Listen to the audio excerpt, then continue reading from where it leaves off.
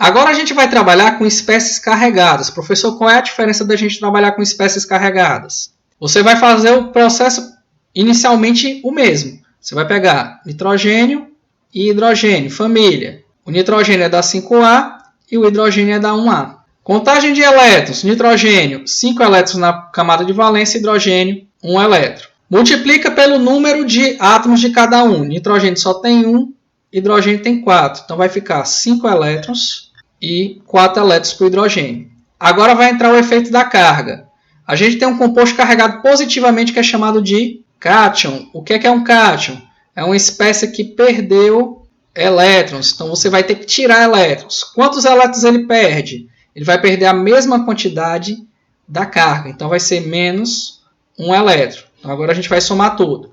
5 mais 4, 9. Menos 1, 8. Átomo central. Nitrogênio faz 3 ligações, porque só tem 5 elétrons. Então você vai colocar o nitrogênio no meio. Você tem 4 átomos de hidrogênio, você vai colocar os 4 em direções diferentes, como se fosse o elétron do símbolo de Lewis. Próximo passo, uma ligação simples entre o átomo central e os vizinhos. Eu tinha 8 elétrons, se ele fez 4 ligações, você gastou 4 vezes 2, 8 elétrons. Lembrando que cada ligação vale 2 elétrons. Então, acabou a estrutura. Uma observação é que, como esse composto é carregado, ele tem que vir entre colchete, a estrutura de Lewis dele, e a carga vai vir do lado de fora. Certo? Então vai vir com essa carga positiva do lado de fora. O cianeto, Cn-, carbono é da família 4A, nitrogênio é da família 5A. Então cada átomo de carbono tem 4 elétrons e cada átomo de nitrogênio tem 5 elétrons. Agora a gente tem que ter o efeito da carga. Isso aqui é um ânion. Ânion é uma espécie que ganha elétrons. Quantos elétrons? Mesma quantidade da carga. Como aqui é menos 1, então ele vai ganhar 1 elétron a mais. Somando tudo, essa estrutura vai ter 10 elétrons. Se você perceber, aqui também tem 2 átomos e tem 10 elétrons. Onde é que a gente já viu isso antes? Era a estrutura do monóxido de carbono. Ele tem 10 elétrons e 2 átomos. Se ele tem a mesma quantidade de átomos e a mesma quantidade de elétrons, eles vão ter a mesma estrutura. Então, se você tem o monóxido de carbono desse jeito, o cianeto, que é esse Cn-, ele também vai ser do mesmo jeito. Então, isso aqui é um truque. Mesma quantidade de átomos, mesma quantidade de elétrons, mesma estrutura. Qual é a diferença aqui, professor? O composto ele tem carga. Então, quando você tem um composto carregado, quando ele for um íon, ele tem que vir entre colchetes e a carga do lado de fora. Beleza? Agora a gente vai ver elementos que não completam o octeto. Então, no caso, a gente vai ter o quê? BH3, chamado de borano. Você tem o boro, que é da família 3A, vai ter o hidrogênio, que está na família 1A. Então, significa o quê? Que o boro ele vai ter 3 elétrons na última camada e o hidrogênio vai ter 1 elétron. Multiplicando pela quantidade de átomos de cada um. Boro você tem 1, hidrogênio você tem 3. Somando isso daqui, vai dar 3 elétrons daqui, com 3 elétrons de baixo, total 6 elétrons. Átomo central. Hidrogênio nunca é átomo central porque só faz uma ligação. Então, o hidrogênio sempre fica na ponta. Então, vai ficar boro, hidrogênio.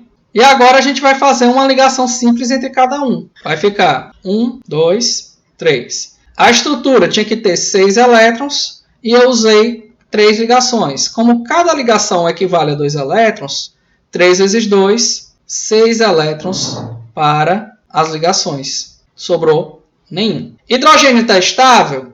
Tá, porque está com 2 elétrons. Boro está estável? Não está. Por quê? Porque ele está com 6 elétrons. E aí, professor? E aí que ele vai ficar assim. O hidrogênio não tem elétrons sobrando para formar a ligação π. Vamos agora para o último exemplo. Onde a gente tem o ICl3. Iodo é da família 7A. Cloro é da família 7A também. Isso significa que cada átomo de iodo tem 7 elétrons de valência e cada átomo de cloro tem 7 elétrons de valência.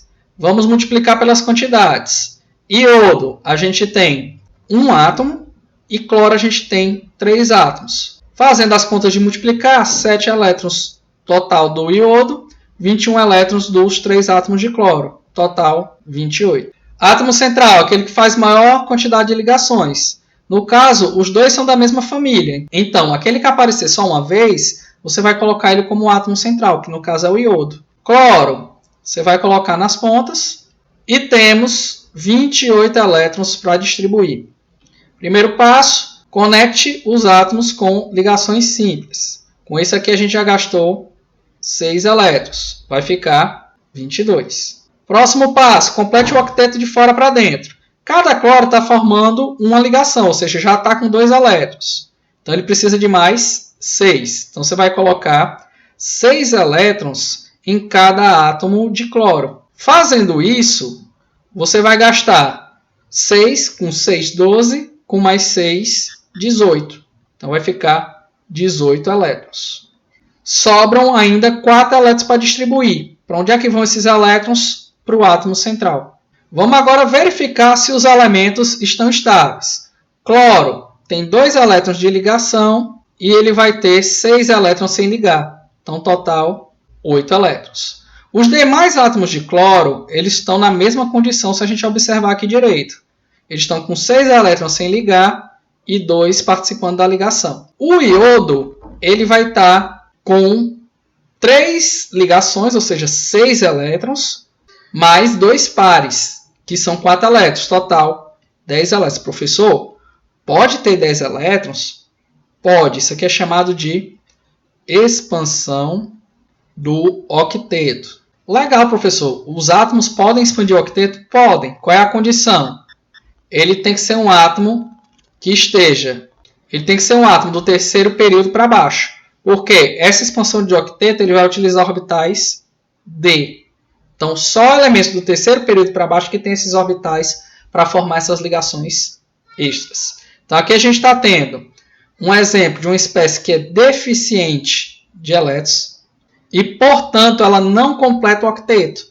E aqui embaixo a gente está vendo um exemplo de uma espécie que expande o octeto, tendo mais de 10 elétrons, contando os pares inertes e os que estão fazendo ligação.